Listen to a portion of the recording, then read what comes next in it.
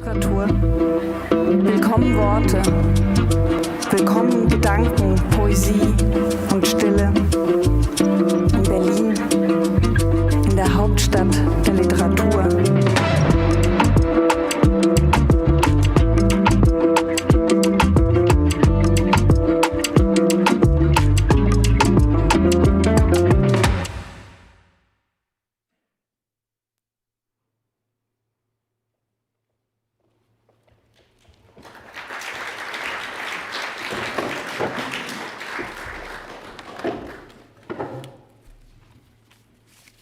Hello and welcome on this beautiful September Sunday morning in the dark that you're sitting here. I think we will make it worth it, I promise.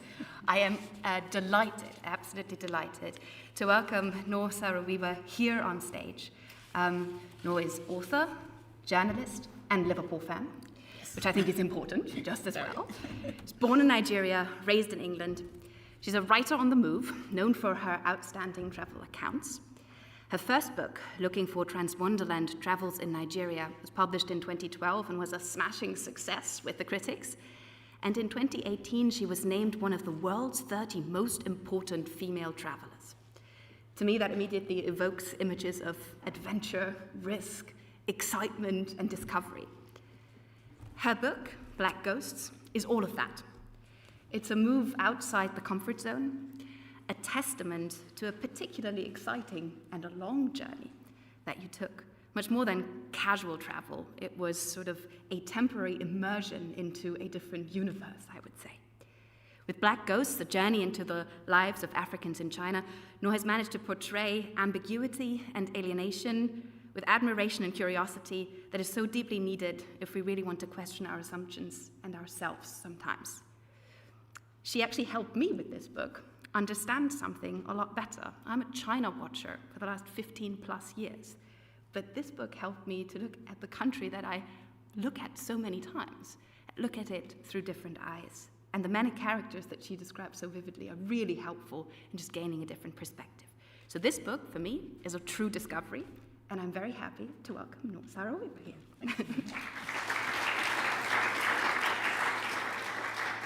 I thought we will start with, because this is a book festival and this is about your book, and there are so many fantastic words and sentences in the book, that I think we'll start with the book and a little passage that you will read to us so that people can get a bit of the flavor of what your book is all about.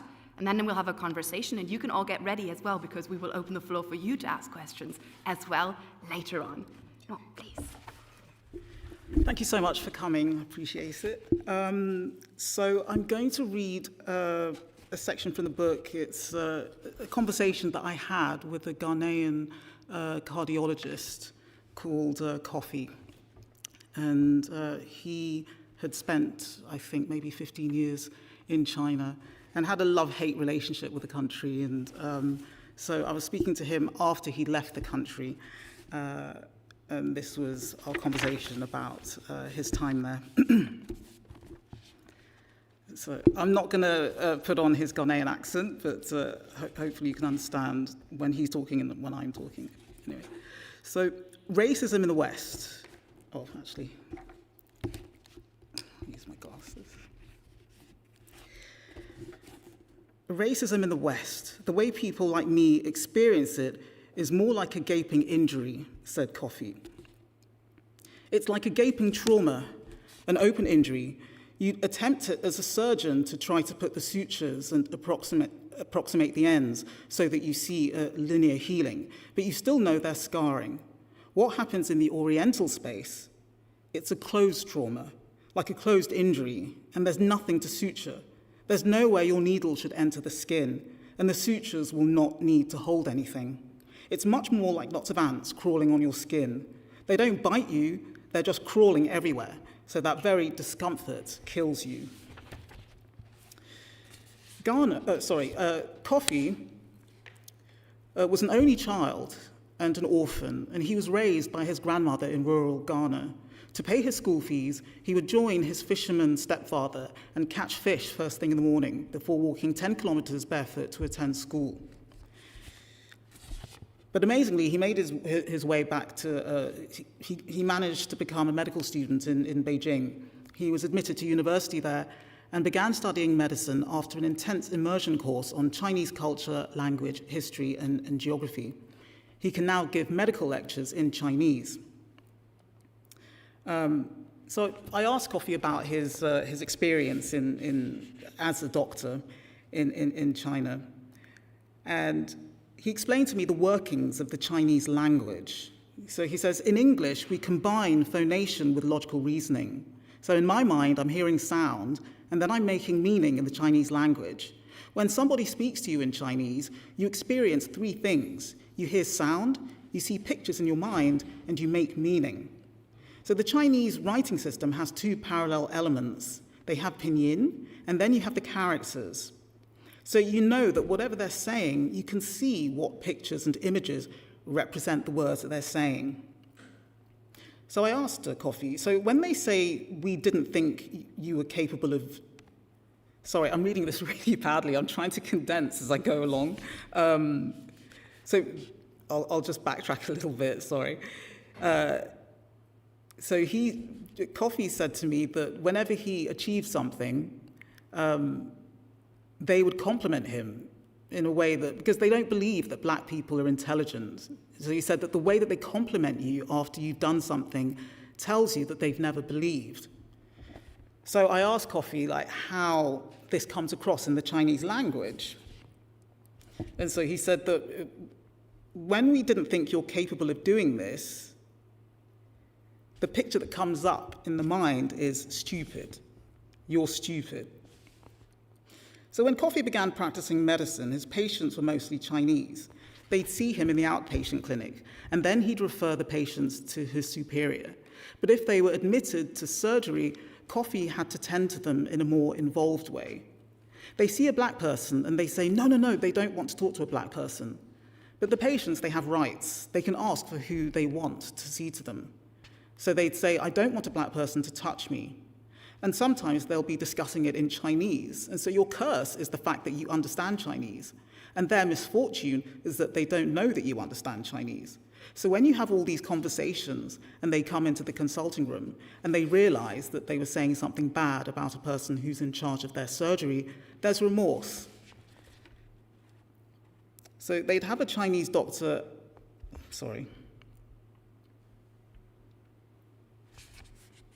Let me skip this part. Okay. So the patient will hear the Chinese doctor say to them, this guy has had experience outside what we know here and knows what we know too, and I need him to do this. And so the patients then understand. That's something I like about the Chinese. They respect knowledge. They're very meritocratic in a way. That's the reason why they're submissive towards authority. So some of the patients think, the skin is staring at me right in the face, this black skin, but the mind that I'm experiencing based on this interaction is a bit superior, and so I think I'll need to submit. So it was obvious to me that Coffee was smart. Every now and then, he'd say a word or sentence in Mandarin, spoken with a fabulous Chinese accent. Speaking English gave him an advantage because it enabled him to look up American, African, and European guidelines immediately. He said that hospital nurses would consult him about medical ethics. They'd come telling you that this is what their boss says should be done, but then they would ask Coffee, do you think that's the same thing that would be done in America? And so people actually valued his outside perspectives.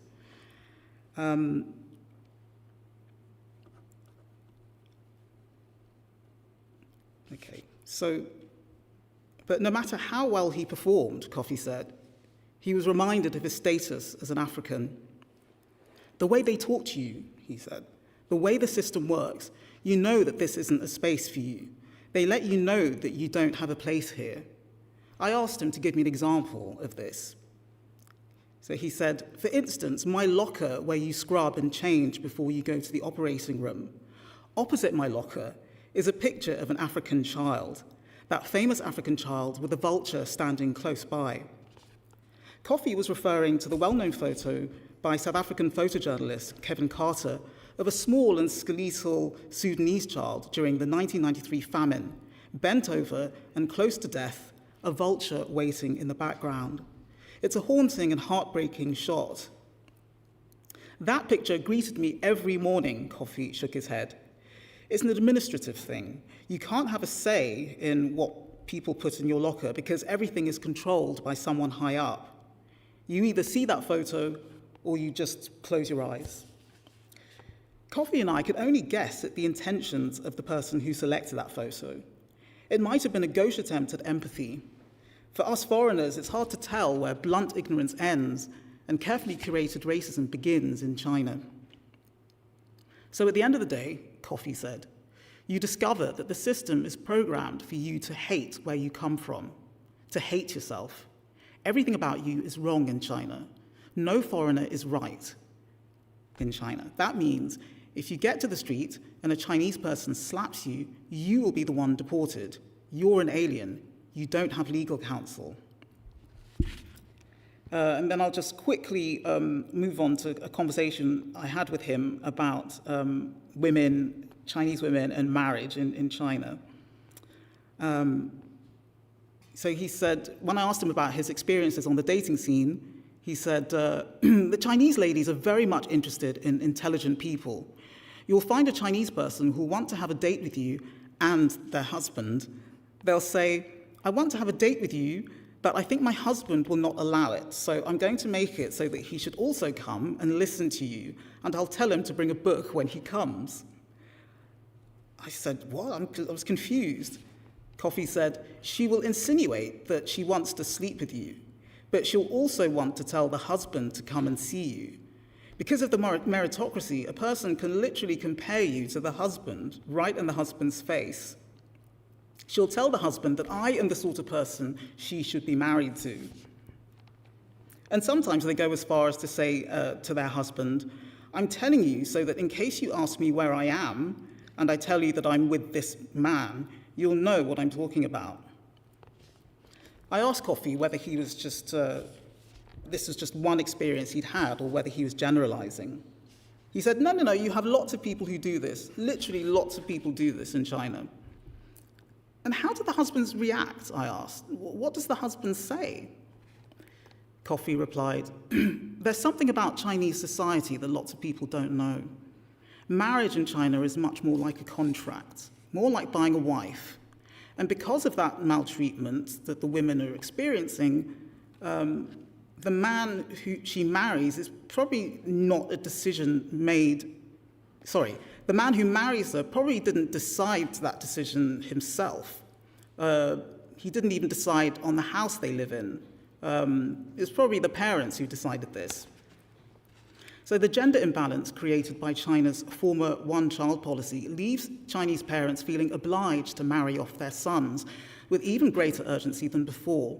They'll agree the bride price, cover the marriage costs, and provide a wedding apartment or house. Either that or face shame from society and their ancestors. And so for these parents, accumulating money becomes vital for boosting their sons' competitiveness in the marriage market. So some of the women that the men marry begin to interact with foreigners, and they see the difference between their husbands and these foreigners. The women feel that once they're working and can make money, then the guy will become, the guy that she's interested in will become friends with her and her husband.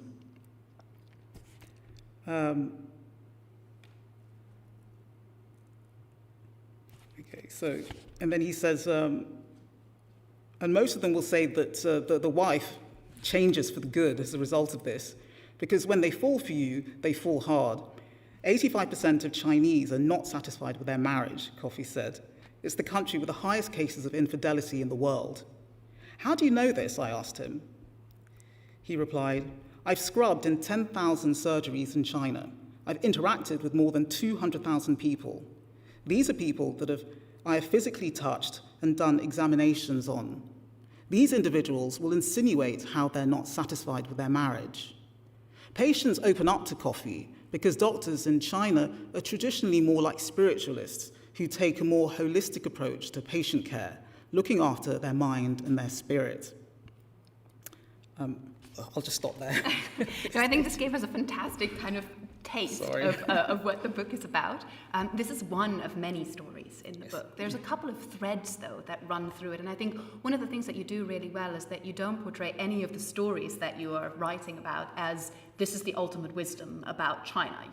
But more like this is the collage of all of these different people that are talking about China that have had their own experiences. But of these threads that run through, I would say racism, gender is one of the main threads that you cover as well, expectations, and the question of opportunity. For me, those are like big threads that run through.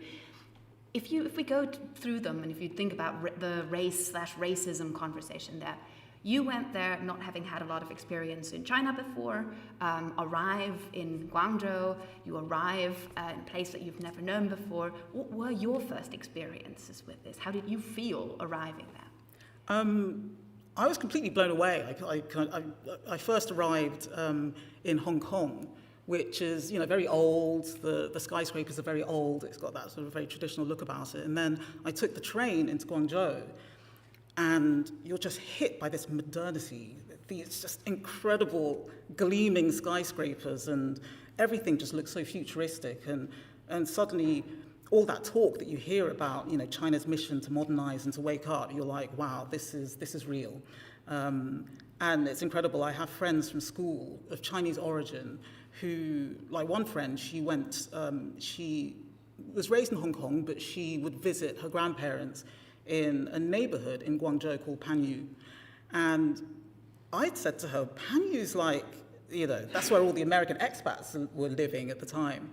And I described what it looked like, and I took a photo of it, and she couldn't believe it, because when she was a child, it was just rice paddies and buffaloes and farmers and things. And so the speed of change, people talk about it a lot in China, but when you actually experience it, it's you're like, wow, this is incredible. And it's just so modern, that's the thing, and you really get the sense that this is the center of the modern world in a way that New York once was. Yeah, it's kind of the new version of it. Is the kind of more modern version. I had a very similar experience living in New York in the early 2000s, and then coming to Beijing and thinking, oh, this is where the action is. Yeah. This is where it's really happening. Exactly. So I think this is kind of an experience that many people go through. But then, when I enter the city, I'm obviously looked at through different eyes. So what were your personal experiences when you then went on the streets in Guangzhou and had your first interactions with Chinese on the ground, but also with kind of Africans that you were actually looking and seeking out? Yeah, I guess, with the Africans, it was very different, because everyone is there. So many people come to Guangzhou to buy small commodities. Guangzhou is the factory of the world.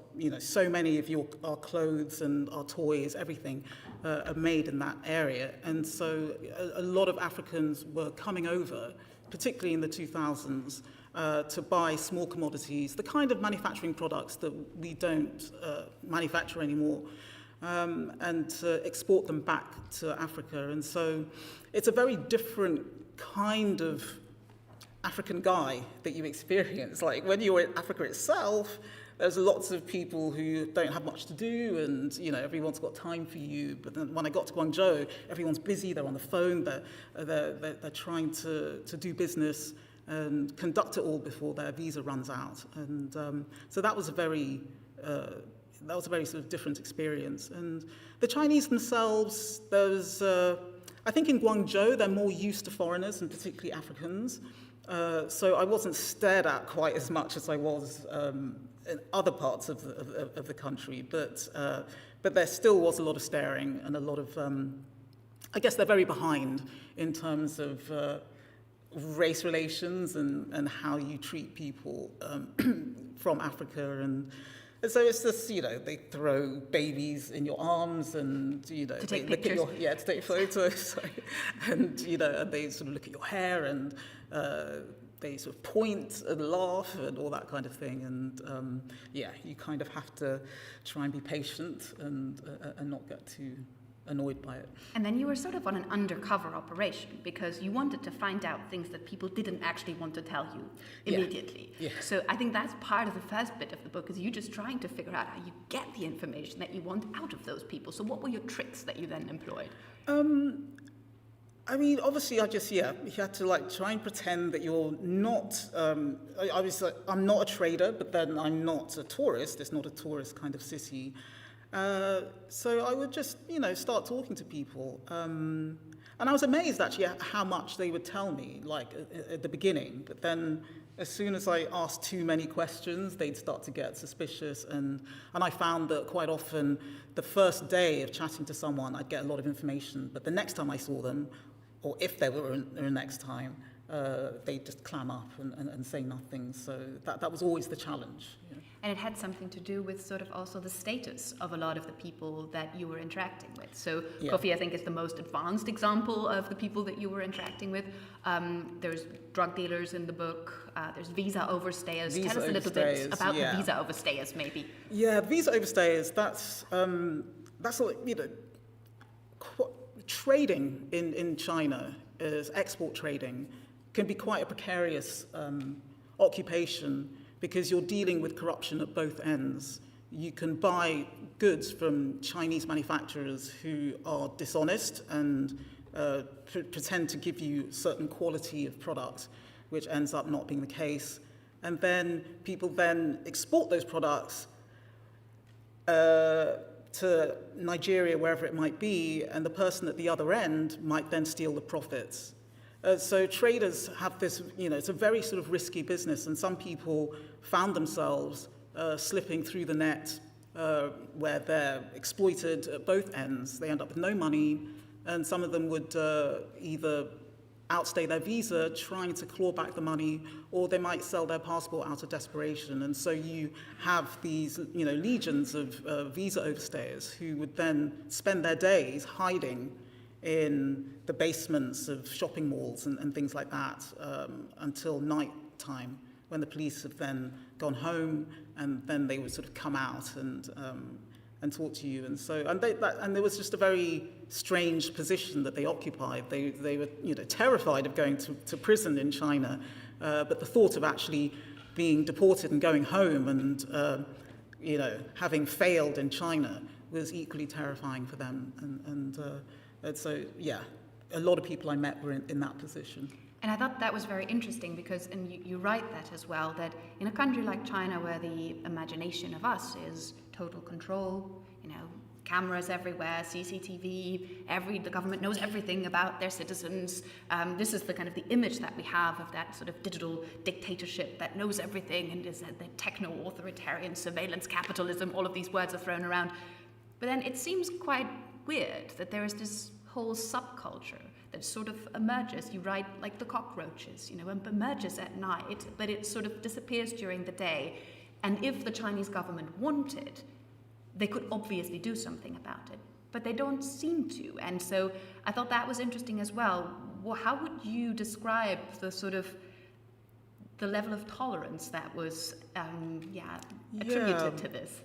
Yeah, the Chinese government is very pragmatic, I suppose. They will bend the rules depending on what suits them. And contrary to the narrative of the African immigrants in China, they're actually very good for the economy. They occupy a part of Guangzhou that had been really sort of run down in the past and was economically inactive. And so the African migrants came along and they were buying these export goods for export and creating a little sort of mini economy in these areas. And so the Chinese government actually needs them there and likes having them there. But of course, balances it out with sticking to visa rules and what have you. So it was very kind of arbitrary, and I found myself on the receiving end of that as well, because I was in China they initially gave me just a 16-day visa because they didn't trust me. And so when the 16 days were up, I would go back to Hong Kong, where I don't need a visa, and then reapply. And that was fine the first time. The second time, they denied me a visa, and I said, well, why?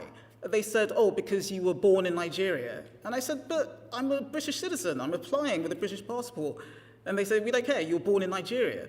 Those aren't the rules, but they just make up these rules.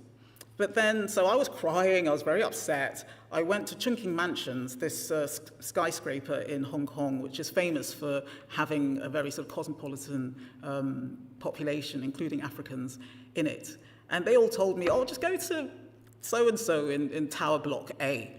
And so I went to this guy, and he has some sort of corrupt relationship with the immigration police in China. And so that's how I got my visa. And so it was very strange, because you're in the embassy in Guangzhou. They were telling me you have to go back to England and reapply, and it's all very official, but then there are all these back channels. Yeah, I think this is sort of something that a lot of people experience when they experience the Chinese system. It's sort of, there are these weird, strict, hard rules. There's this kind of really solid frame around it. But within that frame, there seems to be that much wiggle room. But unfortunately, the borders of the frame continue to shift. And they can shift very suddenly, and they can shift on you quite radically. We maybe get to that towards the end when we talk about kind of the COVID situation, where rules very quickly shifted for all of the Africans that you were talking to. But maybe let's talk a little bit, because it's such a kind of strong theme in the book. Most of the people you talked to were men. Yeah. And you were a weird creature there, because you were not there for trading. The women that would come for trading would go in and out and would be sort of business women, but not staying for a long time. But the people who stayed were the men. What were these stories that were the most impressive stories of the men that either married Chinese women or were there for a long time? Yeah, I guess, being an African in China, it's, overwhelmingly men who go out there. And that's partly, I guess, just to do with migration as it's just easier. It's a man's game, in a sense, to do that. But also the societies where a lot of them come from, especially the Igbo ethnic group in Nigeria, it's much more sort of, the men are much more involved in trading and that kind of thing. And so there's this huge gender imbalance. But within China, they would marry these Chinese women, and it was quite an interesting, mutually beneficial relationship, because within China, you have this passport system. They call it the hukou system. They don't allow free internal movement. And so if you've grown up in a rural area, you can't just migrate to the cities, which is why China doesn't have the shanty towns the way that you have in India and Africa and Brazil and places like that. So it's very controlled. So getting a hukou is really important, and what you find is, people migrate, Chinese people migrate to the cities, and they work, and they might have a child in the city, but when the child reaches a certain age, they're not allowed to stay in the city. So they then have to go back and live with their grandparents in the countryside. And so you have this whole phenomenon of sort of very sad, lonely children having to live with their grandparents. And so there's a whole legion of Chinese rural women who are then living in the city, but sort of illegally, in a sense. But they're Chinese citizens, so they're allowed to run businesses in a way that foreigners aren't. So you've got all these African men who've got money saved up, who've got some capital, who'd like to start a business but can't.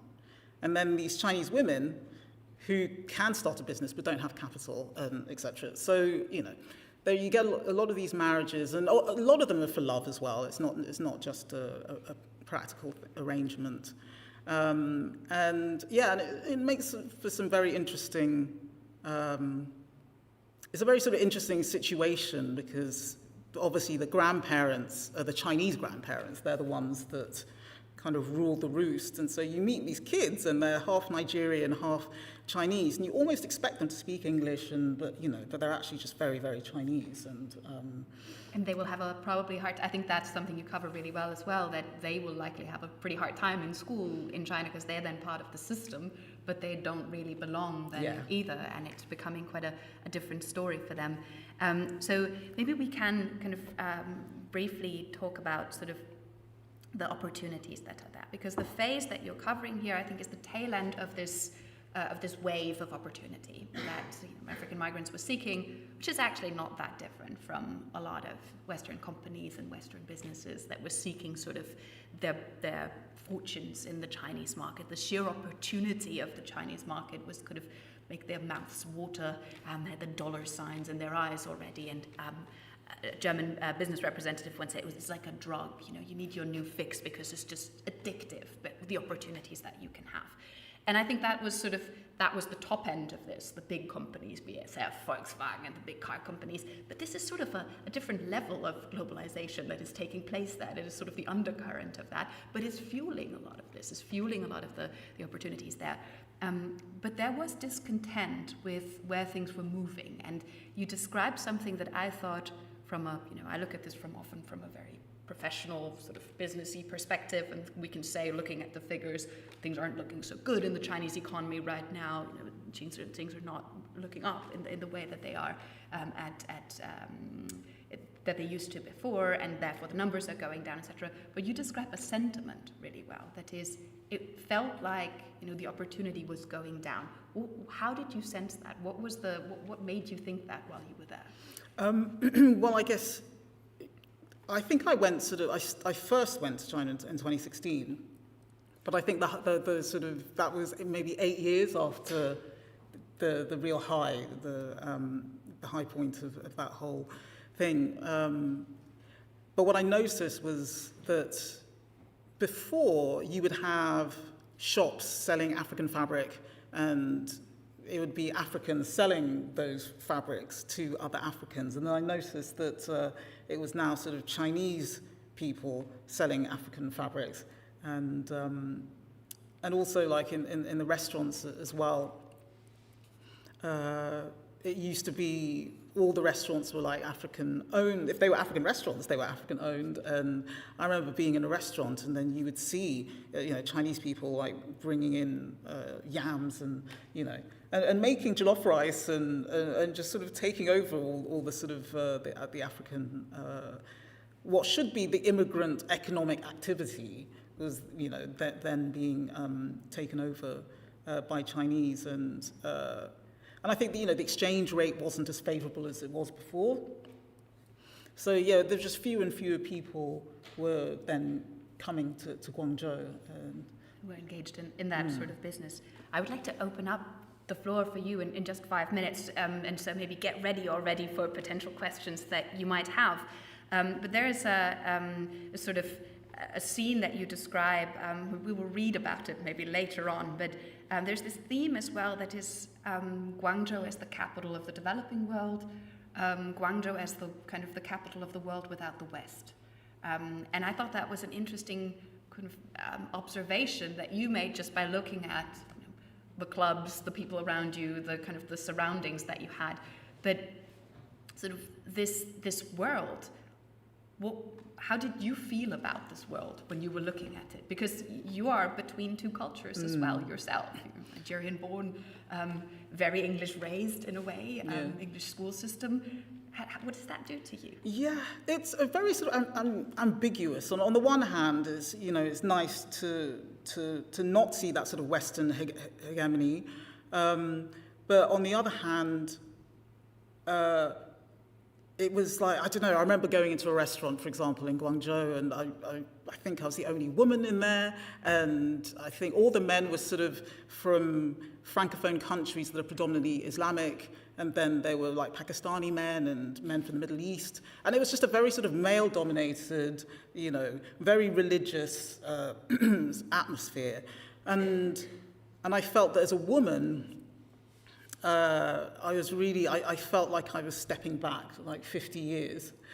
And I thought, this isn't good, and I was like thinking, I wish there was more Westerners in here. And I'm like, I shouldn't be thinking that. But then, what is the West? I mean, the West has been shaped by different people. It's the Martin Luther Kings and everyone who have, forced the West to engage with its racism and et cetera to some extent, and make the region livable for us. And so as a black woman, I'm thinking, gosh, do I want to live in a world that is now dominated by China? that doesn't really care about, women's rights to that extent. And, you just have all these sort of men and with their own sort of values. And, it's a glimpse into how the world could change in the future, and it's quite weird. And it's more a subtext to the book, I would say. It's not as kind of in the face, but it's something that I picked up on a lot. It's this sort of the feminist observation, the rollback that we can observe over the last, particularly 10 years in also the role of women within the Chinese society, within the Chinese government, with new policies and how to kind of enhance women to be, have more children and now be more at home and get married and all of these things. So I think it's sort of, that is very interesting how it will have maybe a collateral side effect on the world because of the power that China has amassed and because of the role that it plays in the world. And I thought you were making really very interesting sort of snippet observations of this glimpse into this new reality that would come with opportunities for others, with opportunities for players that haven't yet had those opportunities, but it would come at a price to all those, maybe all those that have always paid probably the highest price, and sort of, those that are weak, that are female. There's one strand though, and that's also one that sort of pictures and maybe a reality about China that most people don't think about. And that's the two gay friends that you meet, where you have your little excursion to their house and sort of what their life looks like. Maybe you can say a few words about that. Yeah, so I stayed with these two guys. One was Chinese and the other, his husband was Belgian, and they lived in Guangzhou, a very nice apartment that cost the same as my one room in London per month. And it's kind of, again, Chinese attitudes towards homosexuality is another one. It's kind of tolerated, and then but not fully accepted. But they lived this sort of great life. But it was interesting seeing the tensions between them because I can't remember what name I gave him. I changed everyone's names, but he. The Chinese one, he'd grown up in the countryside, very poor, but the Chinese system, through the Chinese system, he was now a designer, living a fabulous life, going on holiday to Vietnam and places like that, and able to live freely with his husband. So he was very pro the Chinese government, and God forbid you said anything against them. So his husband was always criticizing the government, so the Chinese guy was, would get very, very defensive about it. But they just had this sort of wonderful life, and then they took me to this gay club, and it was the weirdest thing because you had all these men, they're all Chinese, and then there was one guy who was like stripping, he was dancing on the table, and but not stripping completely. Which is fortunate for me, but he didn't strip down. But what I noticed in the audience was that none of the guys were like touching each other. They were all just sitting at the table, and and they're all watching him and cheering and everything. And so I asked the promoter of that particular night, what's going on here? And he said, well, the Chinese government, they allow for gay clubs, but you can't be too touchy-feely with each other, otherwise they'll just close the whole thing down. So again, it's just another example of the rules and China. The flexibility and the slight arbitrariness of it that is really hard to then adjust to that. Maybe one, before we open up, one more question, but you can maybe already raise your hand so that I can see how many there will be. So one more question on the COVID era then, because I think that was something that you then, it's sort of, because it's after you've done the research, you were in Wuhan just basically before it started. And that went around the world, the images of Africans sleeping on the street, of how the virus was blamed on Africans living in China. Maybe you can say a few words about how that then later shifted also your view of kind of how these rules can then collapse on the people that are there and what they did to this community. Yeah, I guess when COVID came out, it was that classic thing of, and you see it everywhere in all societies, where immigration and disease are perceived to go hand in hand, And I guess, the Chinese were, desperately looking for a scapegoat, especially as the world was blaming them for COVID. And so Africans were suddenly perceived as being these vectors of disease. And you started seeing signs on McDonald's and places like that saying, Africans, you can't enter here.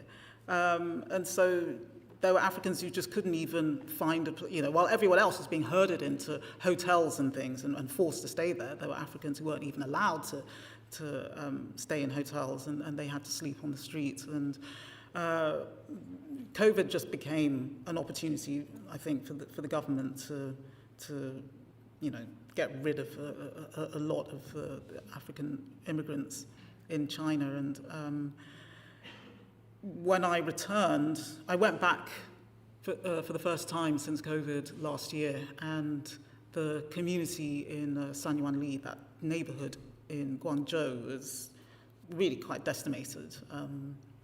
It was on the rise again. They told me that they were picking up on numbers, but it was completely, virtually unrecognizable from how I'd seen it before. And they sort of successfully purged a chunk of the African population. And I think COVID was an opportunity for the government to exercise control in lots of ways in China, but in that very arbitrary fashion. So I would like to, I saw that there was a question up here in the middle, and there is one here. So we have microphones here in the room. Our fantastic volunteers here will come. They will hold the microphones for you, just so that it's logistically slightly easier. Maybe here in the middle, I think you should, if you raise your hands high, then they can see you. Yes.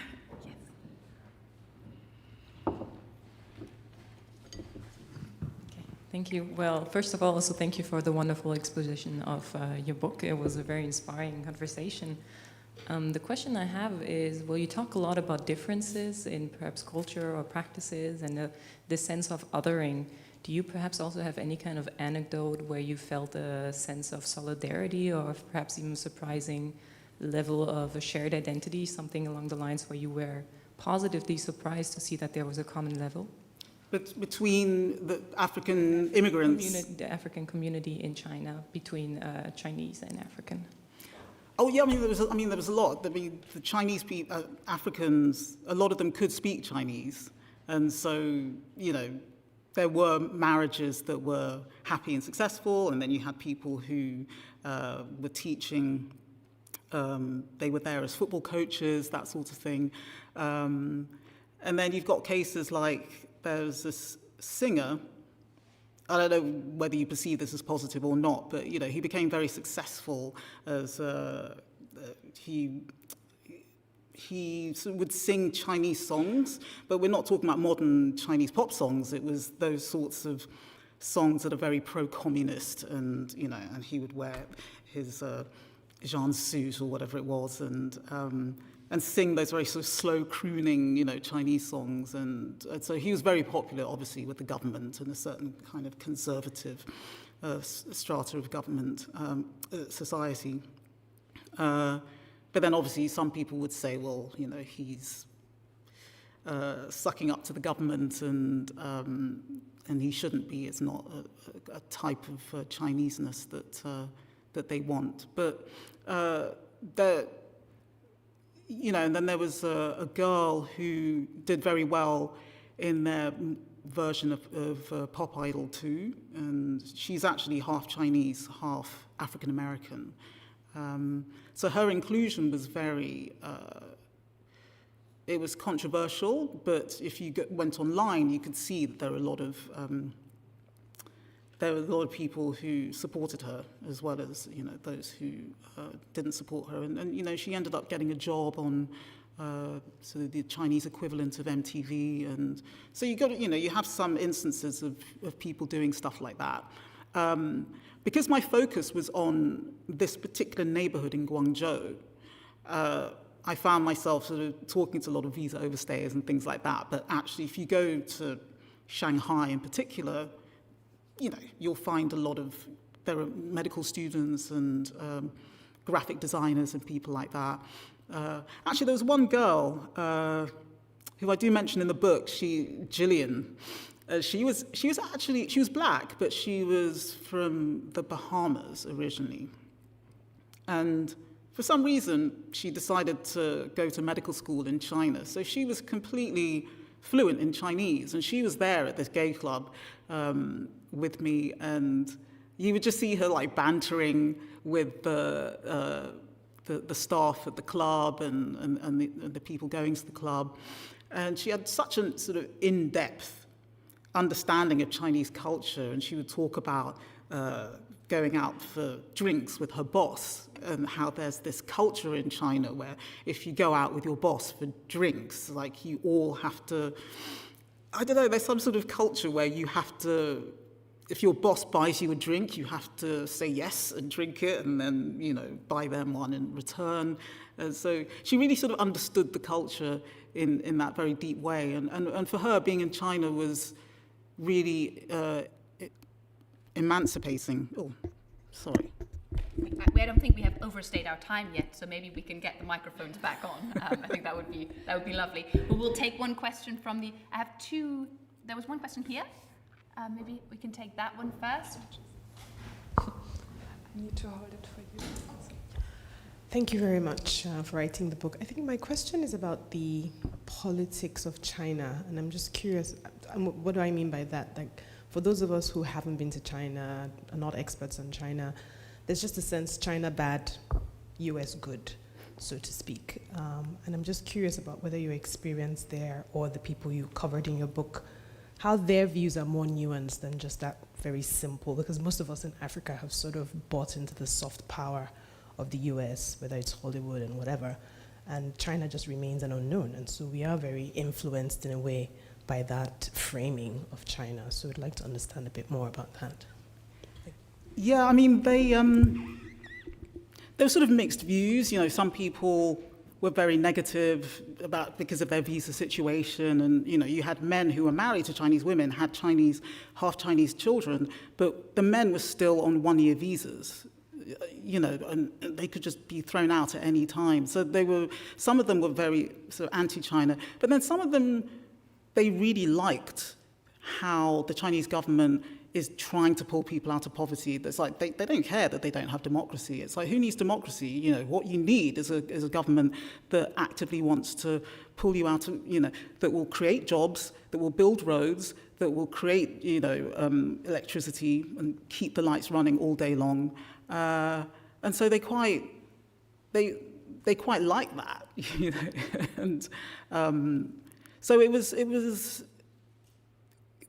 and I think when you're actually in China itself, you do sort of lose that sense of it being this machine that's like just out to dominate the world, et cetera, et cetera. I think that China itself, it's almost like, it's like a superpower with a slight underdog mentality. As I spoke to one professor, I had a long conversation with him, which is in the book, and he was saying how China, because of the rape of Nanjing, you know, because of its experiences with Japan in World War II, and then having Russia as a neighbor to the north, and all of these things, it doesn't see itself as being this massively dominant superpower. It sees itself as being potentially under attack from all of these people. And then there's the colonial history with the West as well. And so and then you realize that, you know, this is a government that's in charge of 1.6 billion people. And in order to do that, it takes a certain level of statescraft. And I guess, you know, you have to show strength in some ways, but then you also have to be flexible in other ways. So it's, you know, it's a very kind of nuanced. I definitely came away not seeing China as, you know, being on this war path and wanting to dominate the world. But then, you know, we can all start off by saying that, right? I mean, you know, colonialism, the way that we define it is always based on European colonialism, where it was like there was that civilizing mission of spreading culture. And because China doesn't try to spread its culture, we then think, oh, well, it's not being colonial. But then, you know, the main thrust of all colonialism is money, right? So And I think with China, there is an element of mission creep. It's like, well, we just want to keep things simple and we just want this, that, and the other. But then you end up like having to, they then start dominating in ways that they weren't expecting to. And so I found that the opinions that I got from the Africans living there was just very mixed. People loved the hardlineness of it on some level, and wished that governments in Nigeria and Kenya were the same. But at the same time, obviously, when they were on the receiving end of that hard line, it was difficult. And I think that's where the book is such a fantastic complement, because it's sort of, it is anecdotal, right? It doesn't claim to be a scientific account of what the current status of African life in China looks like with all the numbers and the figures. It tells stories about what is experienced there. And I think that's something that sometimes in the analysis that we lack, the human stories. I was particularly struck also by something that you experience as a Westerner when you're outside as well, is that some differences and grievances that you have at home become magnified when you're somewhere else. So the tensions and the prejudices between different Nigerians, I think, was borderline comical in the way it was sort of, they were presenting stereotypes of each other to you, and telling you, well, of course it's like that, because that's what Igbo men are like, and this is because Yoruba people are like that. Yeah. That was something that I thought was kind of quite striking to see how big of a role that played in the minds, and how some people even invented their own identities because they didn't want to be Nigerian. That was also a great story. Maybe you could briefly talk about that. Oh yeah, the one guy, he felt that he wanted to escape the negative tag of being a Nigerian. So he thought, well, if I can identify as being Igbo, the ethnic group within Nigeria, then that will make things better. And I'm just thinking that we're all just black at the end of the day. But he believed in Igbo separatism and nationalism, and which was quite ironic because China hates nothing more than the idea of separatism and whatnot. But he felt no. If I can just be this Igbo person and not Nigerian, then I'll have a better time in China. But no. Standing would be better. We have time for one more question from the audience, if there is one. Are there any more hands that I see? Over there, please.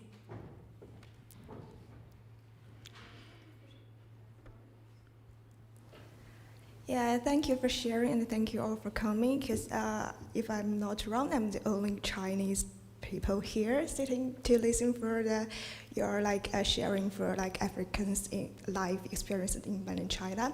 So I feel so sorry that you mentioned that there are some Africans or migrants feel so.